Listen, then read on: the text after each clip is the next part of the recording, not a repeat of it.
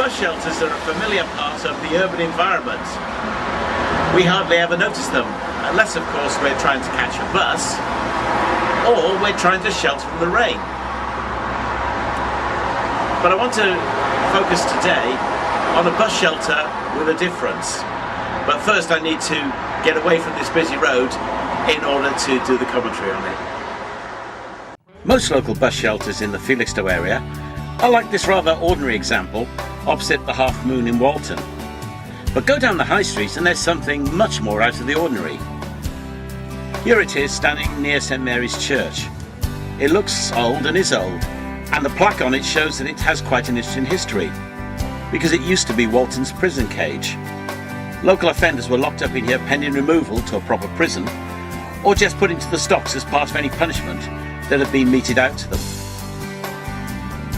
But that wasn't the original purpose of the structure, as the plaque on it indicates.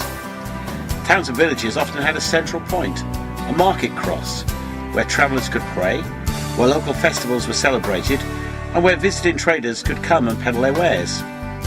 In many places, market crosses developed into covered marketplaces, where traders could shelter as they did business. Prosperous towns built elaborate market crosses, and some still exist today as symbols of flourishing markets. Walton's cage started life as a covered market cross, not like the grand town buildings, but as a shelter in the middle of the high street. It probably dates from the 1630s, but Walton as a village could never boast an elaborate structure, and being on the end of a peninsula probably didn't attract much more than local trade. By 1795, it was decided to make use of the market cross as a local prison cage, which is where Cage Lane gets its name from, as the cage was at its junction with the high street. Walls and windows were added, and the entrance would have had an iron gate and bars.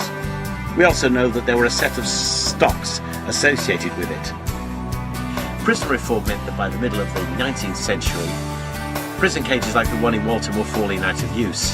And in 1852 it was decided to move the cage from the middle of the high street to the corner of Maidstone Road. And there the building remained for a little over 50 years. By the end of the 19th century, it was in a very dilapidated state indeed, with rough wooden boards on its side and roof, but still a little bit of an attraction as people used to come along and have their photos taken in the stocks.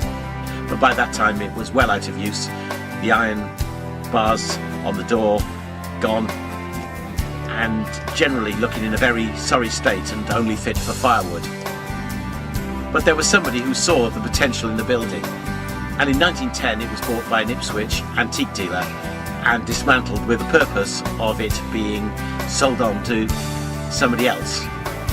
The story, of course, didn't end here, as the cage was bought by a London industrialist, Charles Mason. Charles and his brother Dan ran a successful polish business in Chiswick. They regarded themselves as model employers, established modern factories with good working conditions, and had a commitment to the education and welfare of their employees. As part of this, they wanted a factory in a garden, which even included a bowling green. And it was facing the bowling green that Charles Mason put the cage as an interesting oldie-worldy feature. Mason's restoration of the cage was rather fanciful, with medieval-looking sides and red brick lower walls built from old bricks that came from somewhere in Sussex. Not quite what we'd expect of modern restoration, but those were different times. He even managed to get a whipping post from somewhere, but the stocks may well have been the originals. There the cage remained into the 1950s, when a campaign was started by the Reverend Ross Sage, the Vicar of St Mary's and a local councillor, to return the cage to Walton. The company, then called Chiswick Products, part of Reckitt and Coleman, agreed to give it back to Felixstowe. In 1957 it was returned to Walton as a bus shelter, only freed from where it was originally. As a local minister, I could probably draw lots of threads from this interesting story. What I'll say is this. Here we have a structure that has had 4 lives.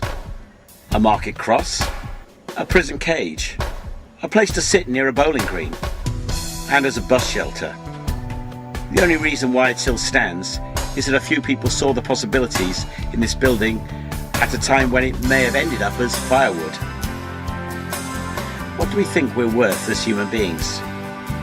Maybe we have useful and fulfilled lives, Or perhaps we're down, not feeling valued or valuable to anyone.